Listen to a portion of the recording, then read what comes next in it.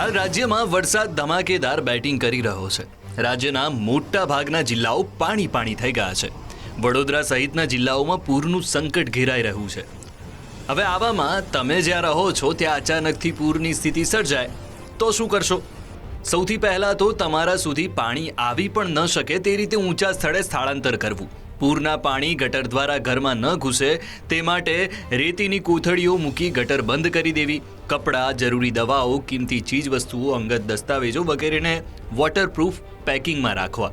Furniture, ઘર ઉપયોગી સાધનો વગેરેને પલંગ કે ટેબલ ઉપર ઊંચે મૂકી રાખવા. ઇલેક્ટ્રિક સાધનોમાં કોઈ ખામી હોય તો ઇલેક્ટ્રિશિયન પાસે ચેક કરાવ્યા બાદ જ ઉપયોગ કરવો. શુદ્ધ પાણી, સૂકો ખાદ્ય પદાર્થ, મીણબત્તીની પેટીઓ, કેરોસીન, ફાનસ અને ટોર્ચ વગેરે જોડે જ રાખવું, કેમ કે ગમે ત્યારે કામમાં આવી શકે.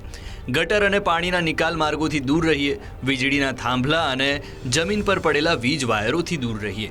આસપાસની જગ્યાને જંતુમુક્ત રાખવા. ચૂનો અને બ્લીચિંગ પાવડરનો છંટકાવ કરવો. તાજો, રાંધેલો અને સૂકો ખોરાક ખાવો. અને સૌથી મહત્વની વાત, પોતે ગભરાવું નહીં અને બીજાને ગભરાવવા નહીં. ખોટી અફવાઓ ફેલાવવી નહીં.